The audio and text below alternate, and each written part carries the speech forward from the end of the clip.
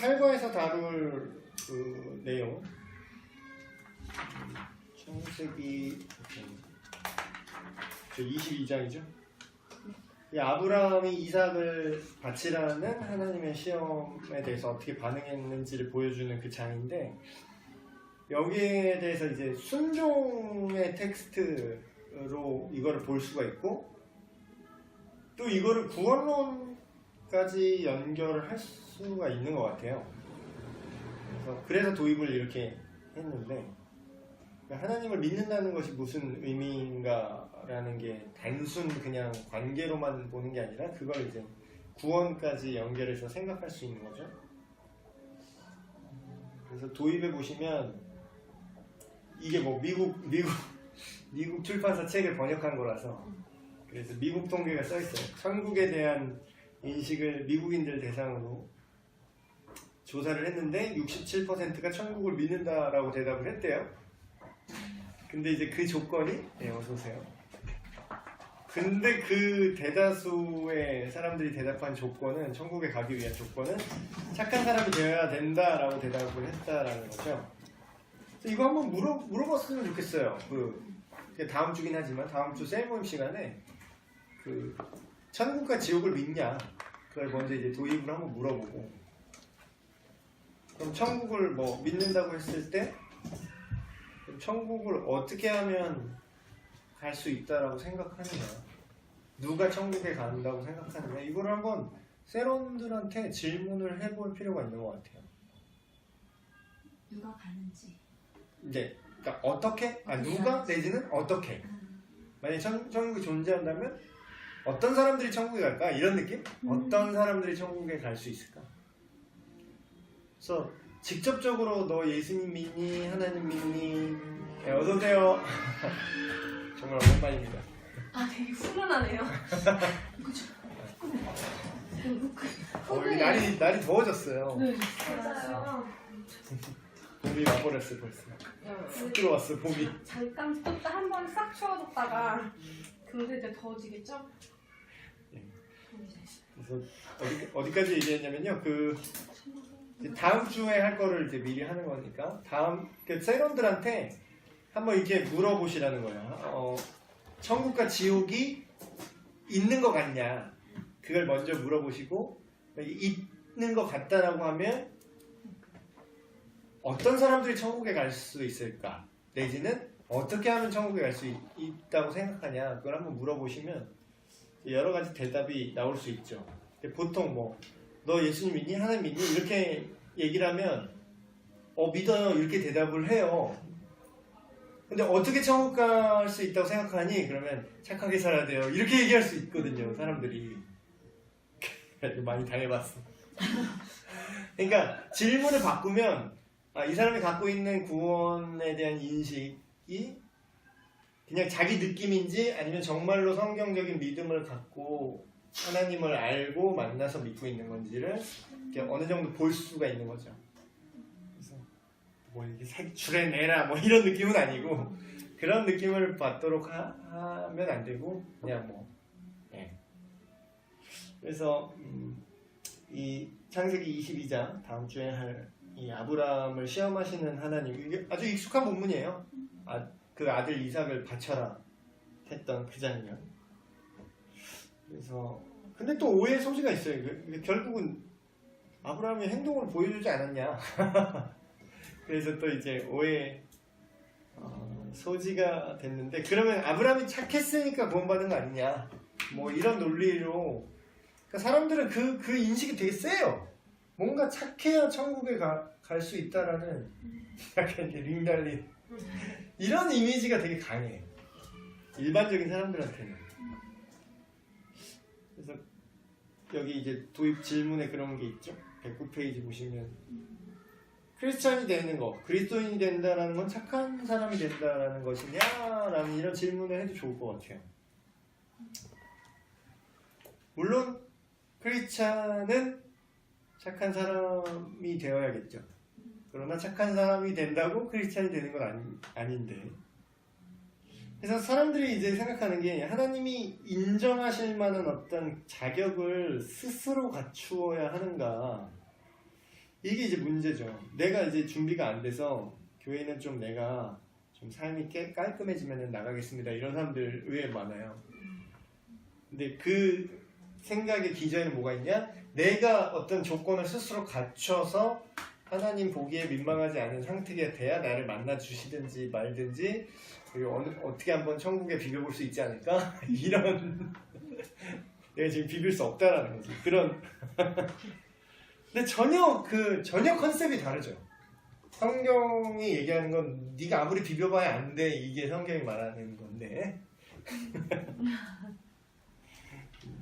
그래서 희생 제물을 요구하신 첫 번째 대지에 그런 내용이 나오는데 이거 얘기하면 또 청년부니까 특별하게 이런 거 말씀드리면 하나님 1절에 22장 1절에 보면 하나님이 시험하셨다 이런 시험하시려고 그를 부르셨다 이런 표현이 나와요. 근데 이런 얘기를 하면 첫 번째로 먼저 다룰 내용은 잘못을 저지르도록 유혹하려고 했다라는 게 아니라 니사라고 여기 옆에 써있어요. 심화지 속에 니사라는 원어의 표현인데 이거는 어떤 것의 질을 입증하다라는 그런 단어거든요.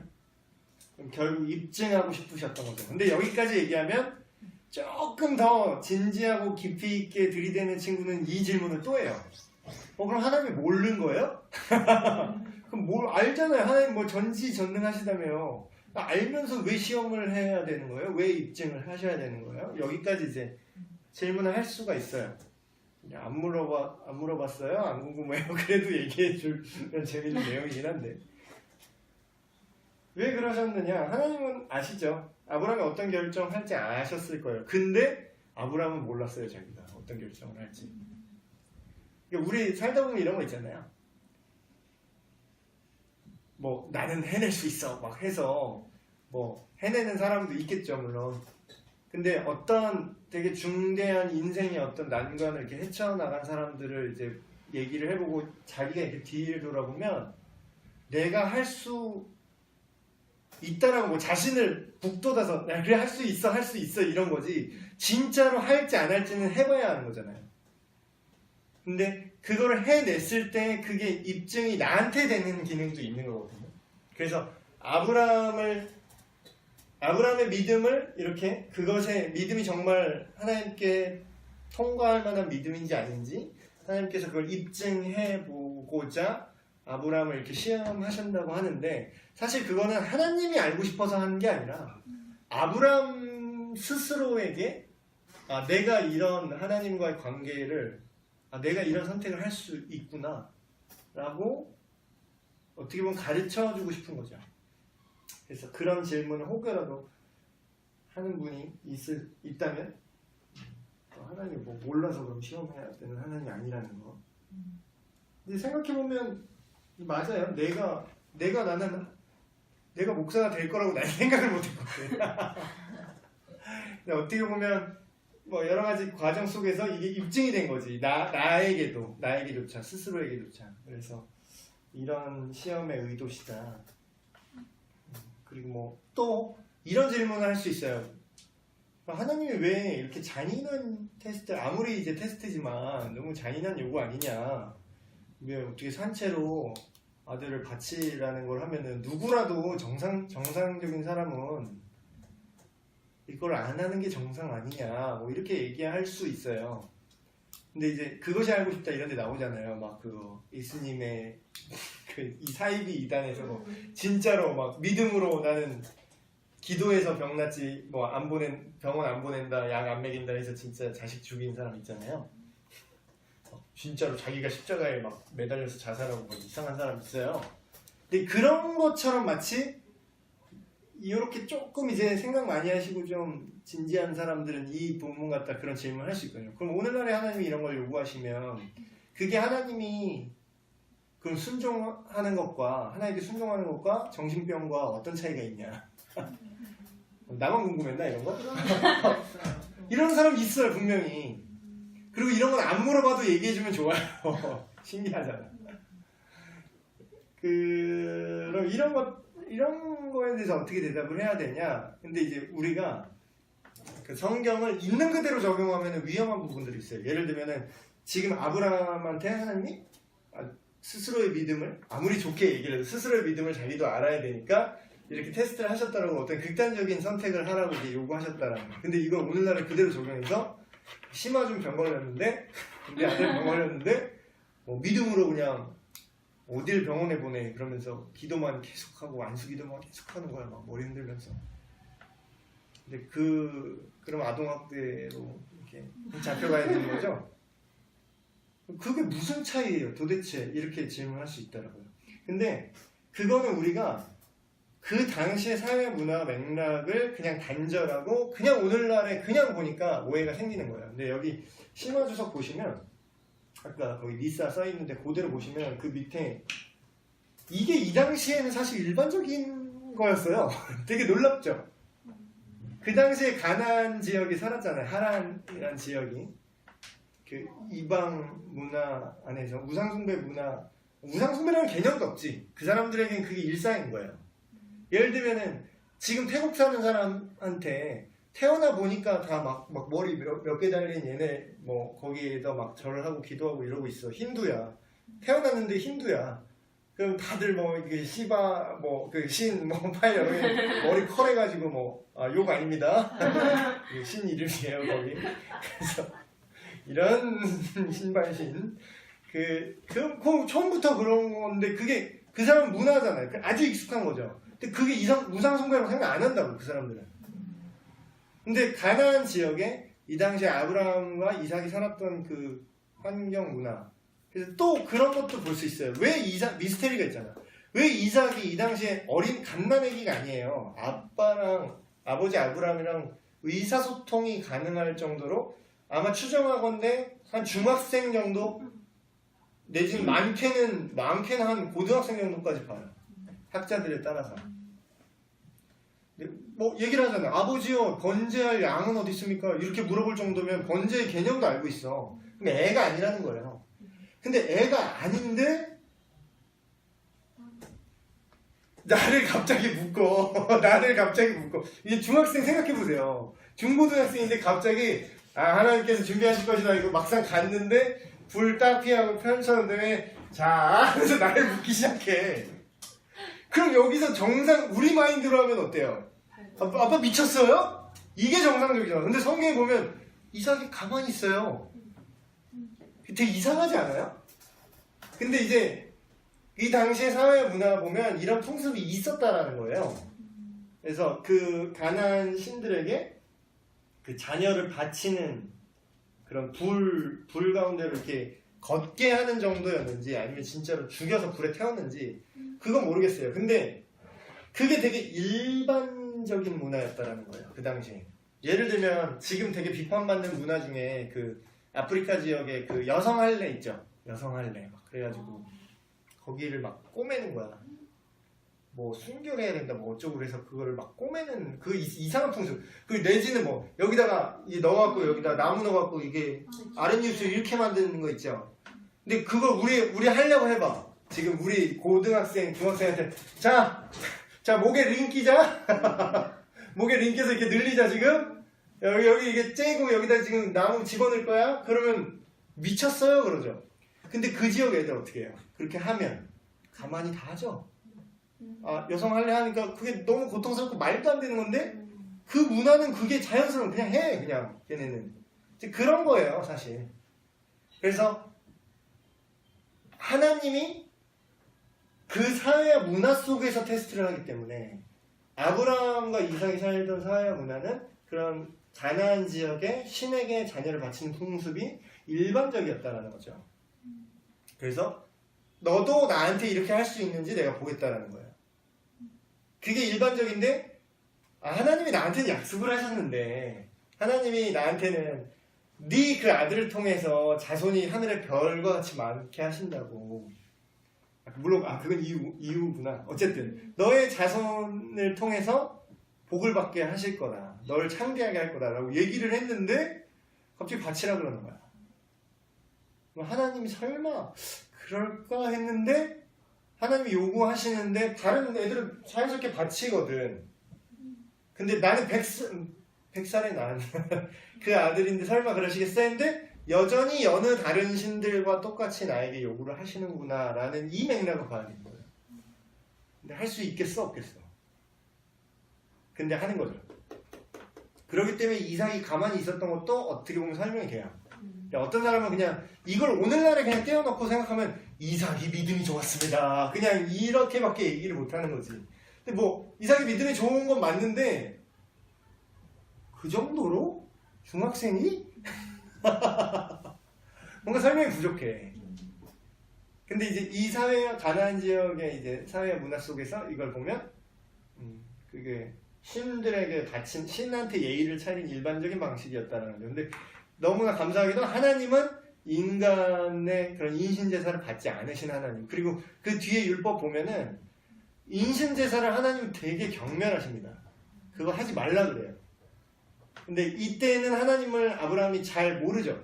어떤 하나님인지. 그래서 그렇게 이런 테스트가 가능했었다. 그래서 오늘날에 이거를 그딴 식으로 적용하면 된다 안 된다? 안 된다. 오늘 우리 뭐 바치는 문화 있어요? 오늘날 우리 문화가 뭐 의사가 없어요? 그리고 예수님이 기적을 베푸실 때도 그것도 사회 문화로 봐야 돼요. 오늘날에 기적이 안 일어난다는 뜻이 아니에요. 그 당시에는 의사가 없었어요. 거의 그 공공의료라는 개념이 없었어요. 그 당시에는 그냥 병 걸리면 그냥 나가야 돼. 그냥 여기 밖에서 그냥 성 밖에서 있어야 돼 혼자. 격리 수용 개념밖에 없었기 때문에 그 당시에 병든 자 길거리에 많았고요. 그러니까 하나님이 그런 사도들과 어떤 기적적인 것들을 통해서 사실 의료 서비스가 있는 그곳에 그걸 복음을 나타내는 수단으로 사용하신 거지. 오늘날 의료 서비스가 다 있는데 뭐 의사는 하나님이 안 만드셨나? 그게 되게 불신앙이라고 생각하는 사람들이 있어요. 그 신비주의 쪽에 깊이 빠지시는 분들 중에서는 되게 그게 불신앙이 아닙니다. 안수기도에서 병 낫지 않으면 뭐 되게 믿음 없는 거고 그건 아니에요. 물론 하나님께 간구하고 병을 낫게 하고 기도하는 건 성경적이에요. 그러나 그게 어떤 현대적인 어떤 의료 서비스와 어떤 대척점에 있다고 생각하는 거는 크게 잘못 생각하는 거죠. 그렇습니다. 그래서 어쨌든 시간이 없어서 정말 쉬운 것으로 가고 있는데 근데 사실 아브라함은 알았어요. 그 22장 5절에 보면은 바치려고는 결단을 했지만 하나님이 약속한 게 있기 때문에 그 111페이지 밑에 부분 보시면 종들이 이렇게 물어보잖아요. 그때 이렇게 아브라함이 대답해요. 아이와 함께 저기 가서 예배하고 우리가 너희에게로 돌아오리라. 같이 올 거라고 얘기를 해요. 근데 이거를 히브리서에서 이걸 주석을 하는데 어떻게 이걸 설명하냐면 아브라함이 하나님이 설령 바치라고 했을지라도 생명의 주인이신 하나님께서 다시 부활시켜서 다시 살아날 줄로 믿었더라 이렇게 나와요. 그래서 부활신앙은 어느 날 갑자기 나온 게 아니라 아브라함 때부터 이미 있었던 거죠. 그래서 이걸 적용하는 거는 112페이지 이제 위에 질문 보시면 사실 우리의 직관에 되게 반대되는 명령이 많아. 하나님이 요구하시는 게. 요즘 시대 정신을 보면 혼자 성한 게 해도 되는 것 같잖아. 요새 시대 정신은. 해도 되는 정도가 아니라 해봐서 좀 맞춰보고 좀 그래야 이혼율이 떨어지는 줄 알잖아. 근데 하나님 반대로 얘기하는 것 같죠. 하나님 말씀은 반대잖아. 결혼을 귀히 여기고 침소를 귀히 여기라. 근데 왜 우리에게 그런 걸 시키시는 건가 하나님이. 그걸 우리가 생각해 볼 필요가 있는 거죠. 그래서 이게 핵심인데 여기까지만 얘기하고 거의 뒷부분은 공급하심에 대한 얘기 뭐 이런 거는 조금 생략하셔도 될 것 같아요. 이 교재를 사용하실 때 공과를 하실 때 이걸 달아서 직접적으로 하신다고 했을 때 이 내용을 3대지까지 다 얘기를 할 시간도 없고 그래서 일단은 굳이 이 중에 하나 골라야 되면 2번을 선택하시는 게 좋은 것 같아요. 이게 진짜 멋있는 얘기인데 이게 앞뒤 알면은 되게 멋있는 말이에요. 이게 7절 8절 보시면 이렇게 물어보죠. 아까 이삭이 물어본다고 그랬잖아요. 얘 큰 애예요. 이게 작은 애가 아니에요. 작은 애기가 아니에요.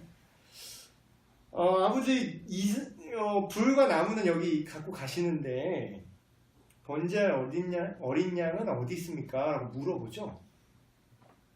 근데 8절에 아브라함이 이렇게 대답합니다. 내 아들아, 번제할 어린 양은 하나님이 자기를 위하여 친히 준비하시리라. 소름. 우리가 이 전체 맥락, 구속사의 이 전체 그림을, 예수님까지 그 그림을 아는 사람은 이걸 보면 소름이에요. 왜냐하면 물론 이 내용만 보면 그냥 아브라함의 믿음을 시험하셨구나 이걸로 끝나지만, 사실 이 시험한 게 크게 보면 이런 거죠. 네가 날 믿니? 그리고 히브리서에 얘기하는 것처럼 아브라함이 하나님을 믿음에 그것이 하나님 앞에 의로 여겨졌고 그것이 아브라함이 구원받았다라는 증거거든요. 하나님을 믿고 하나님과 함께 계속해서 갔다. 그리고 아브라함은 하나님 나라에 있고 그러기 때문에.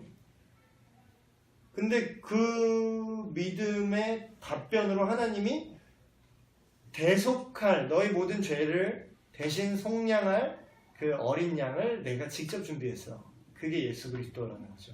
근데 그게 우리가 그냥 끼워 맞춘 게 아니라 요한복음 1장에 세례 요한이 그런 얘기를 하죠. 보라, 세상 죄를 지고 가는 하나님의 어린 양이다.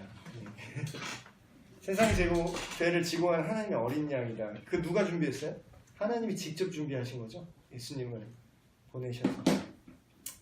그래서 이 이삭과 아브라함의 이 사건이 단순히 아브라함의 믿음이 시험을 통과했네요. 여러분도 이렇게 극단적인 요구를 하나님 하셔도 믿고 순종하세요. 여기에서 그냥 멈추는 게 아니라 하나님이 약속하시고 하나님이 그 약속을 지키신다라는 거죠. 하나님이 약속하셨고 하나님이 준비하셨다. 그래서 결론을 내리면 아브라함이 하나님을 믿었는데 그 결과로 하나님이 이루시는 건 뭐냐?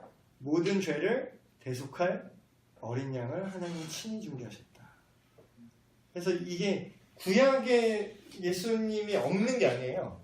그게 예표가 돼서 조금씩 계속 이렇게 알려주셨던 거죠.